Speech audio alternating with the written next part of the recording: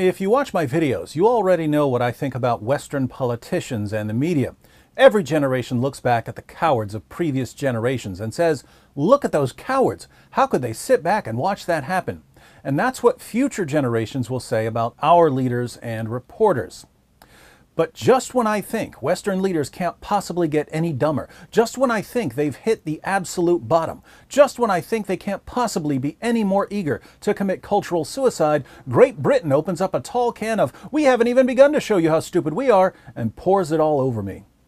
The British Home Office has posted a report maintaining that because prominent Muslim Brotherhood members in Egypt have been labeled terrorists by the Egyptian government, they may be subject to persecution by all the Egyptians who are sick to death of terrorism. Since these prominent radical Islamists may be subject to persecution in Egypt, Great Britain has decided to grant them asylum. I kid you not. The government of Great Britain has declared, if you're too radical for a Muslim country, we want you here in Great Britain. Now, the report acknowledges that the Muslim Brotherhood has called for jihad and Islamic martyrdom.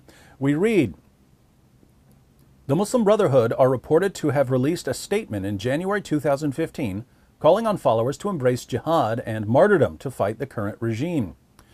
And the report grants that the degree of involvement in promoting jihad and martyrdom may be grounds for excluding a jihadi from Great Britain.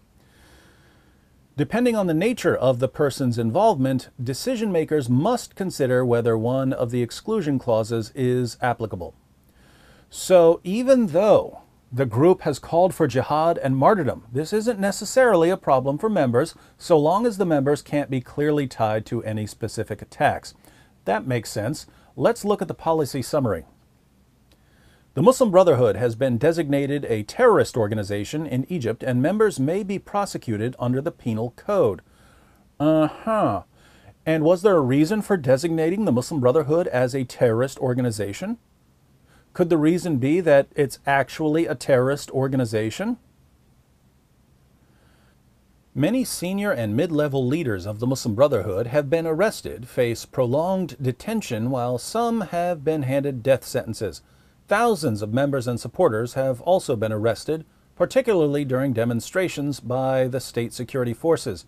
Some members and supporters have been killed and injured during the same protests. And was there a reason for arresting these Muslim Brotherhood leaders? Could it be that their message and goals and tactics are detrimental to public safety and to the well-being of non-Muslim Brotherhood members? Those with a high profile in the Muslim Brotherhood or who have been politically active, particularly in demonstrations, may be able to show that they are at risk of persecution, including of being held in detention, where they may be at risk of ill treatment, trial also without due process, and disproportionate punishment. Additionally, high-profile supporters or those perceived to support the Muslim Brotherhood, such as journalists, may also be similarly at risk of persecution. In such cases, a grant of asylum will be appropriate. So, high-profile politically active members of the Muslim Brotherhood, an organization that openly calls for jihad and martyrdom, may be persecuted by a government that doesn't want jihad and martyrdom. And that's why Great Britain needs to take them in. Got it. However, although membership of the Muslim Brotherhood is prescribed, low-level, non-political, or inactive members and supporters are not generally being targeted, and it is unlikely that they will be able to demonstrate a real risk of persecution. Each case will need to be considered on its facts. Okay, lower-level Muslim Brotherhood members probably aren't going to be persecuted, so they don't need asylum. It's the prominent members, the high-ranking members, the leaders, the radicalized journalists, i.e. the ones who specialize in promoting and inciting jihad and calling for the violent subjugation of the world to Islam. Those are the ones the British Home Office wants guiding future generations of Muslims in Great Britain. Just to be clear, I'm not against countries granting asylum to people from other parts of the world. I'm just against being unfathomably stupid about it.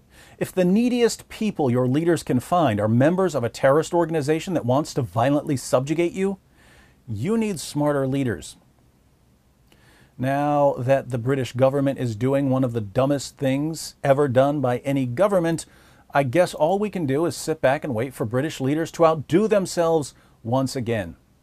Maybe when ISIS jihadis finally lose and give up, in spite of everything Western leaders have done to ensure their success, the British Home Office will welcome these jihadis with open arms before they get persecuted by all the groups they've been slaughtering.